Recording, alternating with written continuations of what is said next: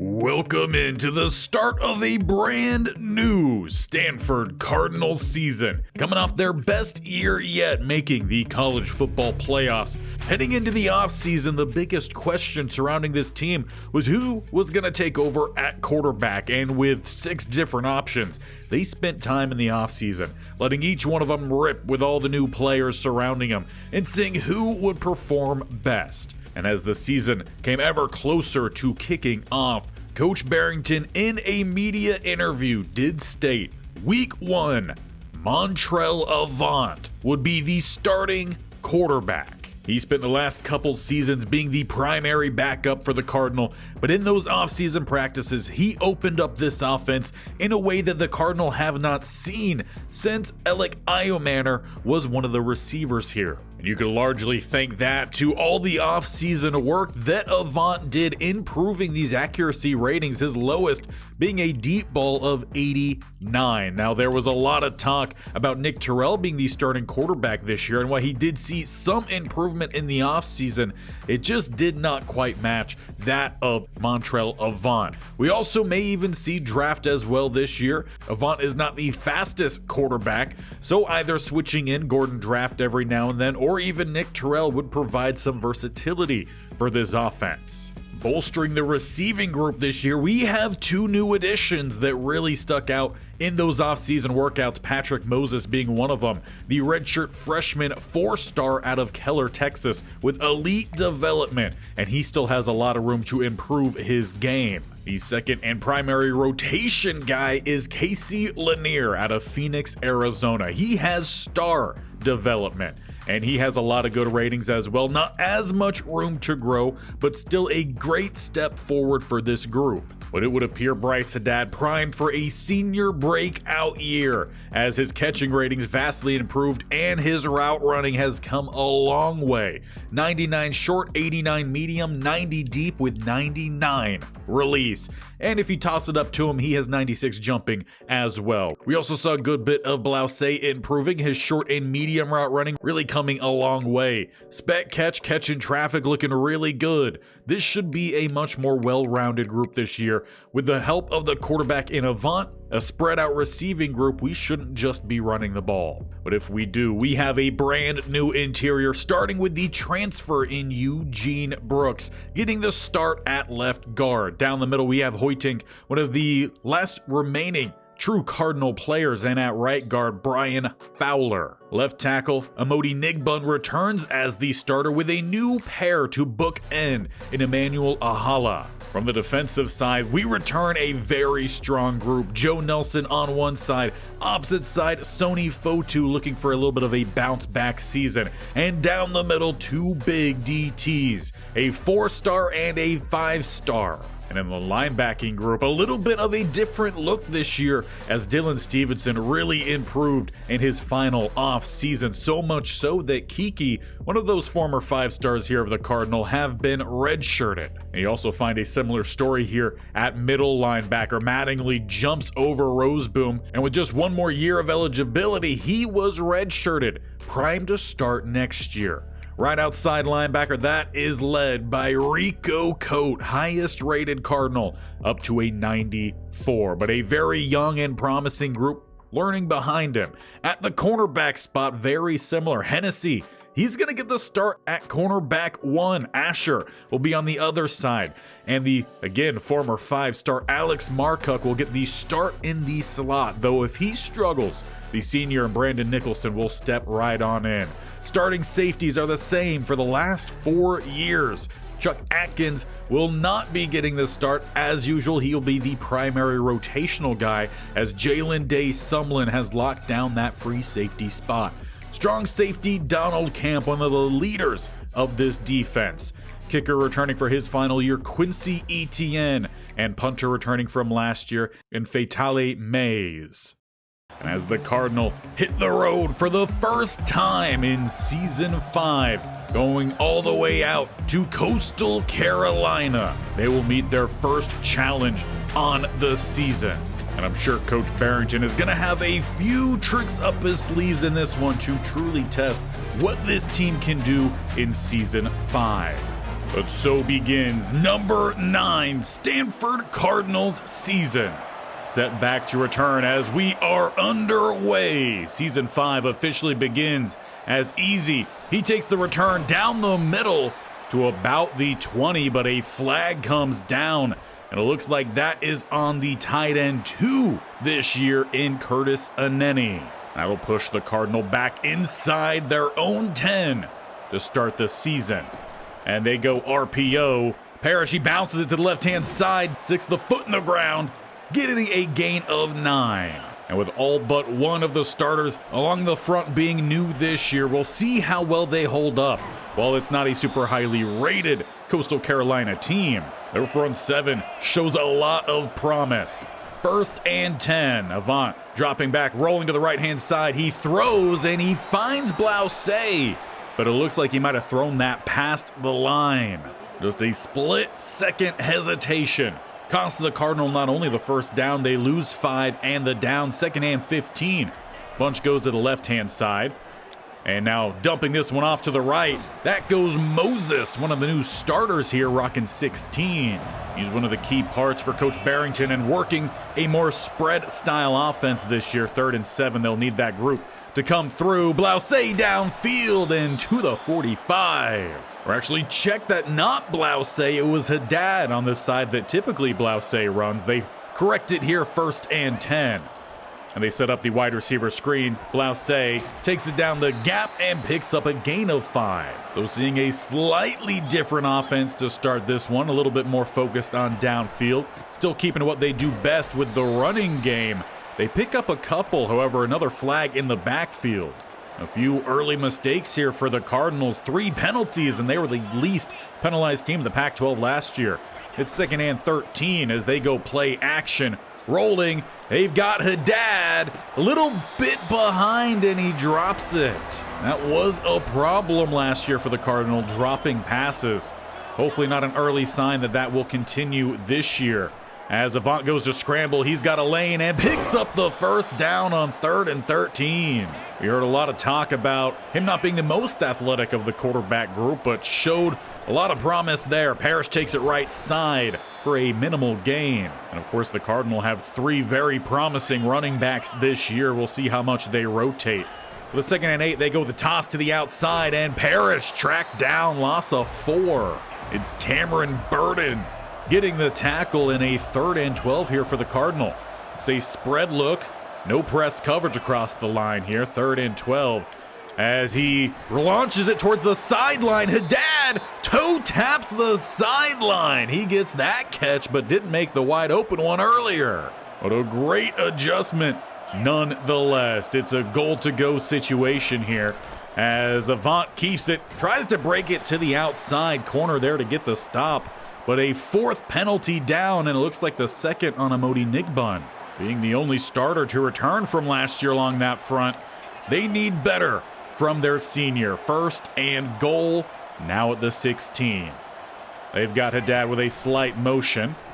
And they look for Buck, who gets the catch. No, he doesn't. Safety comes down to punch it out, but a nice throw there from Avant. Put his guy in the only spot who could make a play. Avant is making some changes here. He's got 2 receivers to the left, 1 to the right. And he's rolling now under pressure and sacked by Mechie. Cardinals opening drive here have done well to gain big plays, but can they find it with a 3rd and goal at the 26? Single high safety. As they look out for Bryce Haddad, and he brings it in. Just jumped higher than the corner. It was 1v1. And Season 5's opening touchdown goes to the senior in Haddad. And I'm sure Coach Barrington very pleased to see how his offensive unit battled adversity there to start their game. But now as the defense heads out onto the field, they do highlight Sony Fotu. Again, he did not have as good a year last year as expected. Only 7 sacks, 20 TFLs, and while that's good for most, it was a step back for him. Now play one does end with the senior in Richardson getting the tackle. It's no gain. 2nd and 10, they go back to the running game and open down the middle, picking up the first down. Of course, this defense under a new coordinator this year as Sony Fotu picks up the tackle. Coming around from behind, it's just a gain of 3. We'll see how that new OC affects this group. One of the best in the league the last couple years, as it's a flip to the outside here and a nice gain down the sideline for the Chanticleers. Into plus side 49. And swinging it back to the outside. They've got 28 headed down the sideline. Clifford chopped out by Sumlin. Coastal Carolina's offense is driving to start this game. They got a full house backfield here in pistol. And hand it off down the middle and picking up 3. Now, while this defense was great last year, Coach Bearington was a little bit harsh on the interior of this defensive line as they get pushed back there. But help from the secondary comes down to get the stop.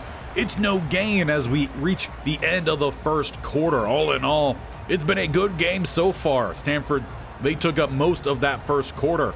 And as we start the second quarter, it's been a great drive to answer so far for Coastal Carolina. They've got a 3rd and 7. As they look to pass to the outside, and all over it is Richardson. He jars it away, forces a 4th and 7. And Chanticleers will have to settle for the field goal. They make it 7-3.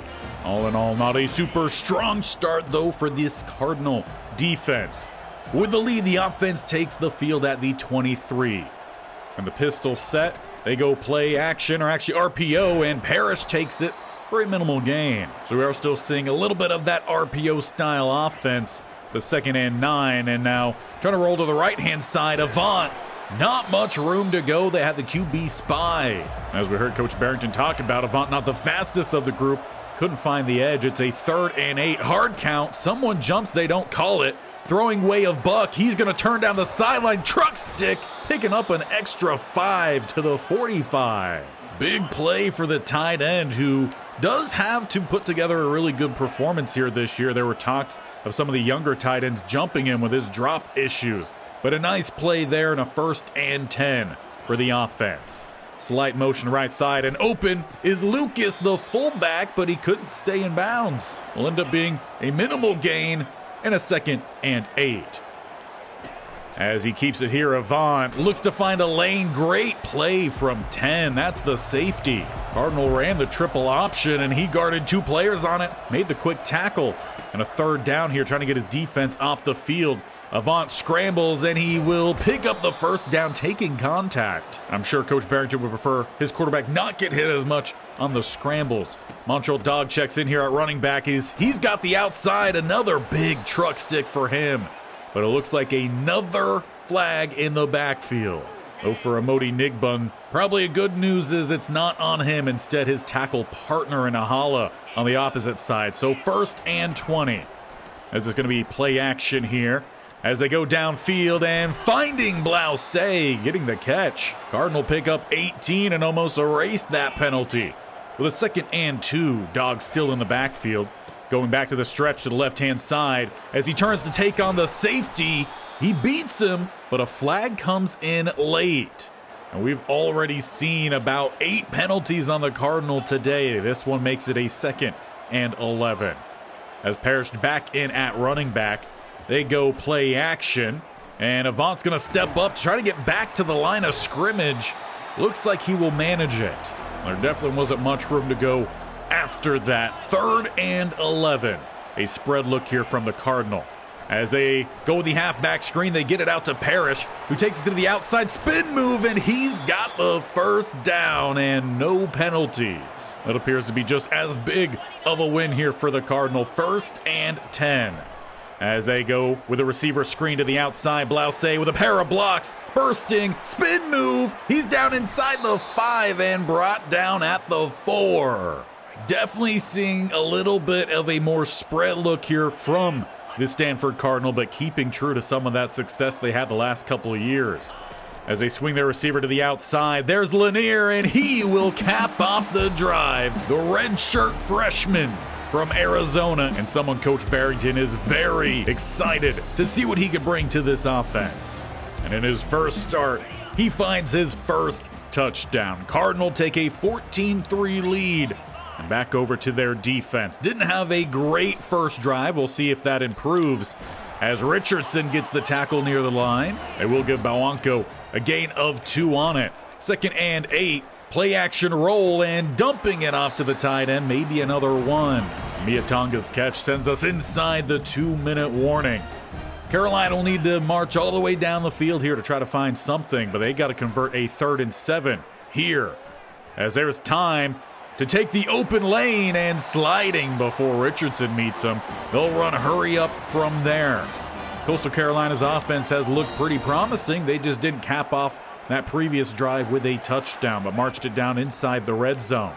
1st and 10, downfield, and caught 11 out of bounds. That is a Vaughn. Definitely not seeing the lockdown style of corner play that we saw last year from Asher. We'll see if that changes as this game goes along, and can't get the tackle. Howerton slipped, and a 1st down goes Bowanko. Despite not being a very highly rated quarterback, he's looking very good in this one. As we got 1 minute left, around the edge and sacked by Nelson. He took home most of the Defensive Player of the Year awards last year, and it continues a strong trend of that being the case with Cardinal edge rushers.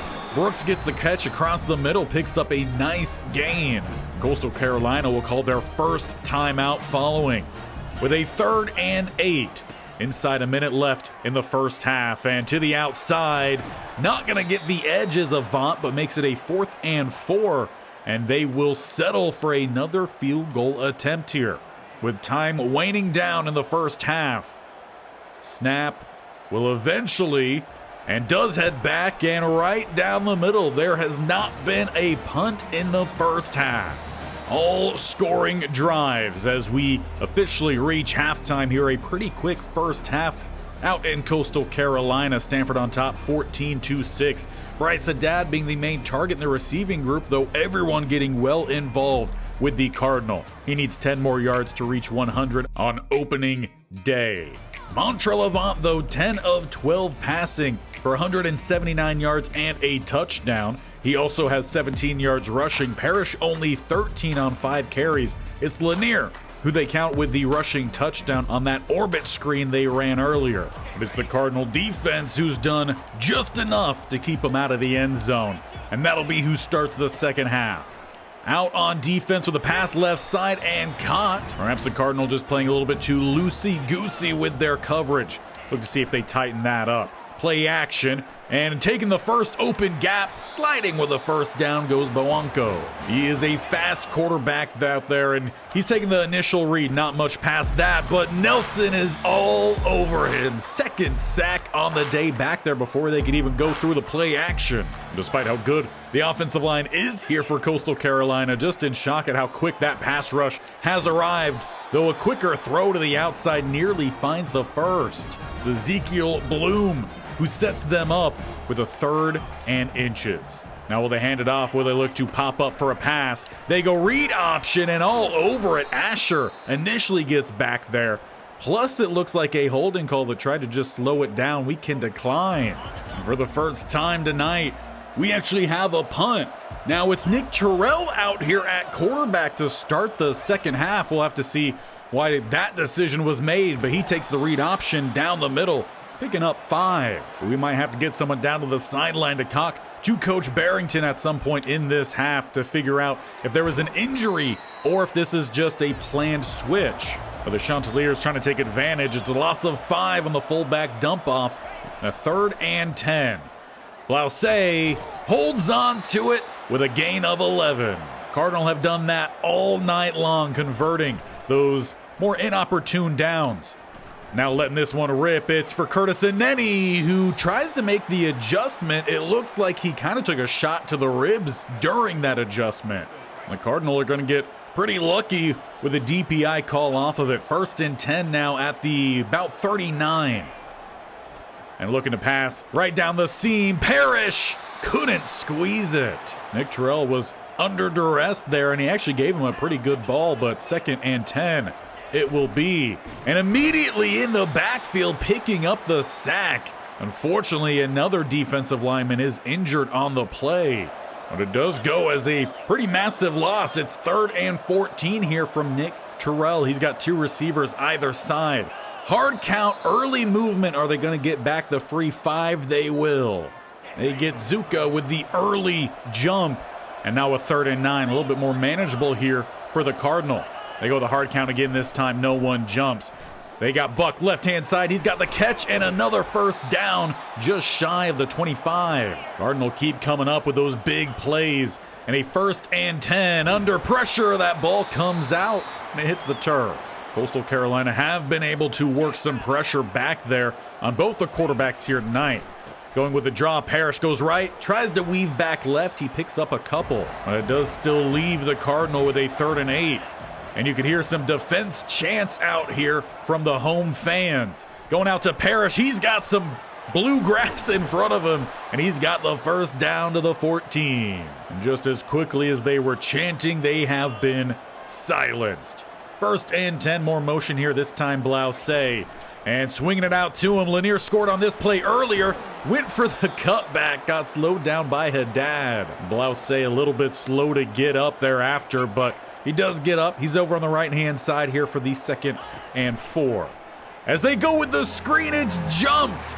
Good news. Moses there to get the tackle, but it's a turnover. The first on the year for the Cardinal. Nick Terrell just got a little bit too antsy with that read.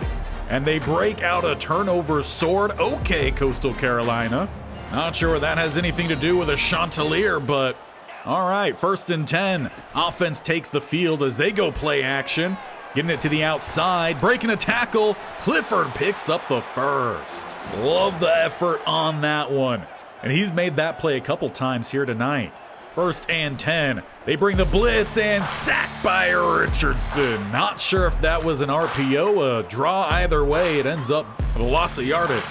And from what started as a very young defensive core has built into a very senior core here for the Cardinal, and they're looking pretty good out the gate. And first tackle on the year from Stevenson. We heard Coach Barrington talking about how much he improved in the offseason, getting a chance at more playing time here this year as they go with their own screen, hurdling the ankle tackle, but couldn't find the first down. 4th and 7, and another punt forced. And as the Cardinal take the field, it is Montrell Avant back in at quarterback, so it doesn't appear like it was an injury, or if it was, he's going to try to fight through it. Going for his tight end here, and a little bit underthrown for a Nenny. But it's nice to see that Cardinal are sticking to a 2 tight end system. Heavy set here and going nowhere. Coastal Carolina all over that one. It's a loss of 1 on the run and a 3rd and 11. Slight little shuffle there from Haddad, who's going to take it to the right-hand side, flipped out to him, and he's close to the first down, though it doesn't look like they're giving it to him. But that's where we head into the 4th quarter with a 4th and inches waiting. Cardinal well in charge of this one, near double the time of possession while maintaining possession. And speaking of maintaining possession, they maintain it as we begin the 4th quarter. Offense stays out on the field goal line set here for him. And Avant sneaks forward, no resistance down the middle. It will be an easy first down for the Cardinal.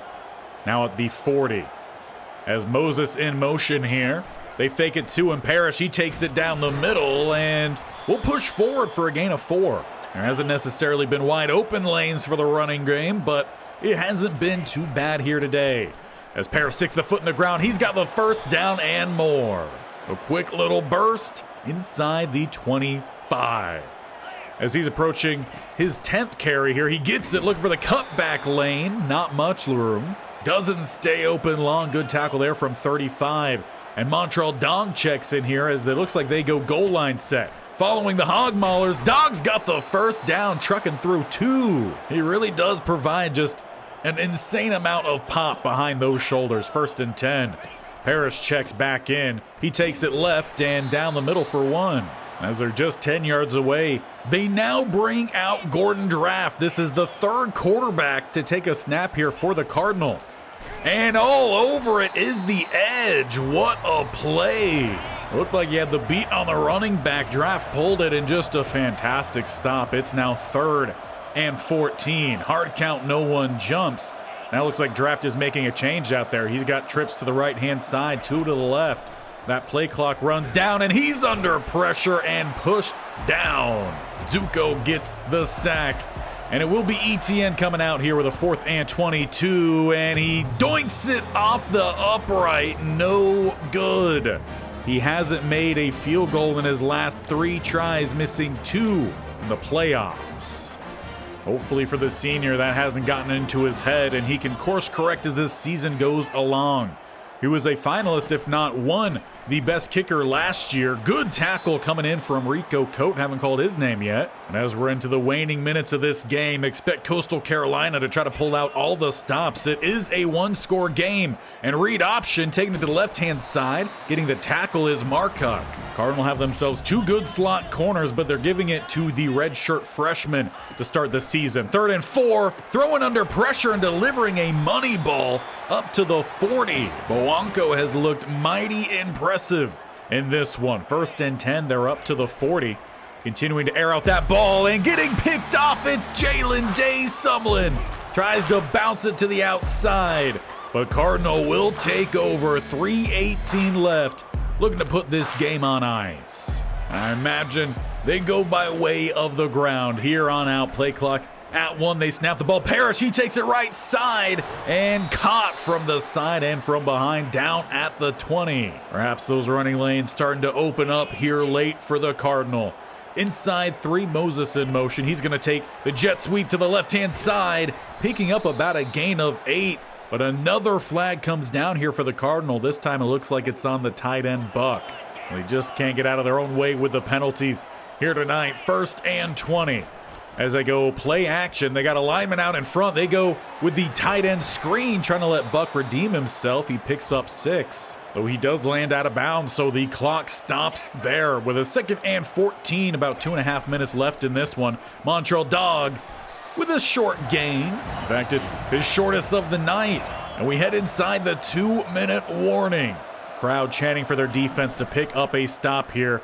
Rolling, throwing, and getting the spinning grab. No, he dropped it as he hit the turf. That will bring out ETN yet again, trying to make this a 2-score game. And this one he makes. Not exactly the nail in the coffin they were looking for, but it does make this a 2-score game. As Coastal Carolina down by 11 here. Inside 2 minutes, they find a nice pass across the middle, goes Avant, calling their first timeout there. Now the defense has definitely given up some plays here and there today, but so far just 6 points. Pretty good start here under the new DC and a drop. Both teams having to deal with a few of those tonight. 2nd and 10 here for Boanco, as he'll throw right-hand side and ripped away by Hennessy. 3rd and 10. Can the defense get another stop here? Got to get all 4 downs. Pass across the middle and 1st down. They find Clifford again. Outside of Boanco, he's probably got to be their offensive player of the game. Speaking of Boanco, he's trying to extend the play but gets rid of it. He was not looking to take a hit there from Howerton, who was crashing down on him. 2nd and 10. Looking to pass the ball again. And going to the outside. Short gain. They do stop the clock. Leaves them with a 3rd and 7. Still 4-down territory here, as they're loading everyone to the right-hand side. Under pressure and getting the sack is Cantwell. I expected we'd be calling his name a lot earlier in this series. He was our first 5-star recruit, but now he has 2 years to show what he can do. And beat deep is Asher Clifford, sparking life perhaps late here for the Chanticleers. With 1:02 left in this game, they will be forced to go for 2 here. Trying to make this a field goal game, then get the onside, giving themselves an opportunity. Diving, slowing him down, but can't bring him down. Field goal game it will be. On to the specialist to make sure that they recover. But it all will come down to this. As it goes by the up man, caught by Moses, takes it left middle, and that should just about be it. Cardinal will have to pick up 1 1st down. 2 timeouts remain for Coastal Carolina, and they need a field goal to tie. Parrish, he's got a lane down the middle and comes up just about on the mark. And they do give it to him. Montreal Avant comes out here to kneel this game out. It was not a dominating win by the scoreboard, 17 42-14. Though the offense, they overcame most of any bad scenario they put themselves in. They threw one interception, but by the most part, they just let this game steady roll. Bryce Haddad, to start his senior season, gets 5 catches, 101 yards, and 6 points. Montrell Avant, 75% complete. He looked good. And for Coastal Carolina, DJ Clifford, who's actually a running back, 4 catches, 98 yards, and a touchdown. But Coastal Carolina came up short, and the Cardinal picked up the win. But before they could leave the field, did catch up with Coach Bearington asking about why we saw that quarterback rotation. And he just said Avant was dealing with a little bit of soreness out there. Nothing big to note. And picking up right where he left off, Joe Nelson already gets the Pac-12 Defensive Player of the Week with 2 sacks, 2 tackles, 2 TFLs. But that takes us into Florida Gators week and a chance for us to get a little bit of some revenge over what happened last year. But neither one of these teams are going to be the same team this year. The Gators, they're now led by the redshirt junior quarterback in Ty Fielder, so no DJ Lagway, no Heisman winner. They also have a new starter at running back. The only main guy that returns for them is Tank Hawkins, who had a fantastic year out at receiver last year. He's coming back as a redshirt senior, hoping to improve and show that he's an NFL talent. They also return a pretty strong offensive line with one area of weakness, and that is down the middle here at center in Jeff Griffin. And I really want our DTs to dominate down here. He's inexperienced and he's not that highly rated. Of course, he is going to get help on either side of him. They got Nicholas here, who's a 90 overall. On the opposite side, they got Nevis, who's an 84. So we need that defensive front to come ready to play. We didn't see a whole lot from Sony Fotu yet again, but Joe Nelson, he obviously stepped up. And defensively, they're pretty weak up front. They don't really have that many high overall guys. They don't even have anyone at left outside linebacker. Middle linebacker is all right, but past that point, that's when they start to step back up. And I expect their secondary to be a little bit more of an enforcer. So perhaps we need to dial the game plan back down the middle, dominate the line of scrimmage, go to some ground and pound, and hopefully find ourselves with a win over the Gators. But before we leave here today, let's go with a quick update over the initial recruiting class. Now, as a reminder, in case you didn't catch it in the off-season video, we have 19 players set to graduate this year, and perhaps we'll have a couple juniors end up looking to leave as well. So we're looking for a class around 20. As it stands right now, we've got 30 guys on our board, but that does include some 4-stars that could very much drop off, as we are focusing in here on 5-stars. Now, the game plan for recruiting out the gate is to focus on those 5-stars, have a couple 4-stars as backups in case we don't land them. We're looking to bring in maybe one running back, Joe Wesovich, a 5-star. We're in a tough battle here. We're competing against Alabama, Penn State, Maryland, and West Virginia. So these are going to be some tough ones, but we got a lot of time before some of these start to really narrow down. We're inside his top 5, inside top 3, so we'll continue our work with Joe Wesovich. In the receiving room, we're actually doing very well here. We have 3 5-stars, and we are in the lead for all of them. Tight end, that's where we're struggling a little bit. There are no 5-star tight ends this year. There are some 4-stars, but none of them are really possession. We found one guy here in Selvia. We're looking at him, but we're not putting too much into him, but honestly, no one else really is. Where we're really trying to put in some work is with the offensive line. We've got a lot of guys here, 4 and 5 stars. If they're 4 stars, not a gem, they're getting 5 points. If they are the gem, they're getting 10 points. And 60 points coming in for the O-lineman. And we have pulled in front for both Robinson and Council. For the interior, same goes here. We are in front, though, for Ringo, so that's really good. The points we put in are really helping us, and we're just trying to stay in the battle here for these 4 stars. Now, defensive line-wise, this is a big body group that we're looking at, and most of them are going to be the 5 stars. We have a run stopper here in Connor Filani. Though he's under 300 pounds, he might be able to flex between edge rush and down the middle. Probably fits best as kind of a 3-tech. We have Augustine as well, and he's just over 300 pounds as a power rusher. We've been trying to get some better pass rush down the middle. He's number 1 nationally in his state and by position. And then at the true DT spot, we do have Jason Blair, another 5-star, got a good lead in on him. He's just under 300 pounds, another power rusher. So we're really trying to bring an influx of the interior pass rush here. We're also taking a look at Jeremy Coco, the gem, though by the way of it, looks like Oregon and our former defensive coordinator is kind of taking over that one. Another area of focus for us is also linebacker, also supplementing some edge rush here like Diego Vela, who is the 4-star gem. We're in front, again, not putting a whole lot in on these 4 stars. Middle linebacker, there is Lovelace. He is also a gem. We're in front for him. And then there is Darrell Keener.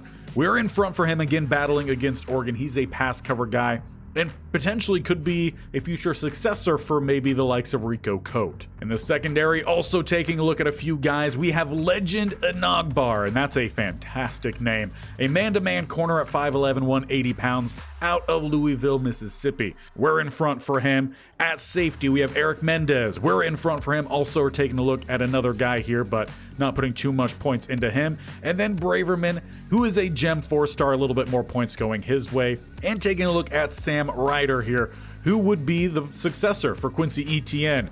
Little struggle the last few games. Hopefully we get that corrected. But as for Sam Ritter, he's coming in with a pretty good starting spot. 89 kick power, 77 accuracy. That's around where Etienne was, and he's become a very good kicker. But that does wrap it out here for us. Kicking off season 5, we picked up the dub. Wasn't dominant, but we weren't really pushing too much out there. We wanted to just see what the new look offense looked like, and Avant looked good. And the reason, which is where we will finish off with, on why we were pulling him out of the game, it might not show anymore. But just taking a look here at his player card and his health, it does actually have some carrying over. He took a lot of hits early on in that game. He was having a lot of wear and tear. He was into the severe, didn't want him getting injured. It was chest, shoulders, arms. There were a lot of negatives. So we rotated some of the other quarterbacks to try to give him a little bit of some breathers. But I do feel like when we did do that rotation, it slowed down the offense. So maybe next time we try to focus more in on the run or the quick passing game if that becomes a problem. But you do not want to miss next episode as we look to get revenge off of our playoff loss. Hit that bell icon on the bottom right or scroll down to the sub button and definitely tap that bell icon so you're notified of when these videos go live. This series every single Monday, Wednesday, Friday. We also have the Jaguars franchise every single Tuesday and Thursday. We got 5 videos every single week with a really big one coming up next as we host, yet again, the Florida Gators.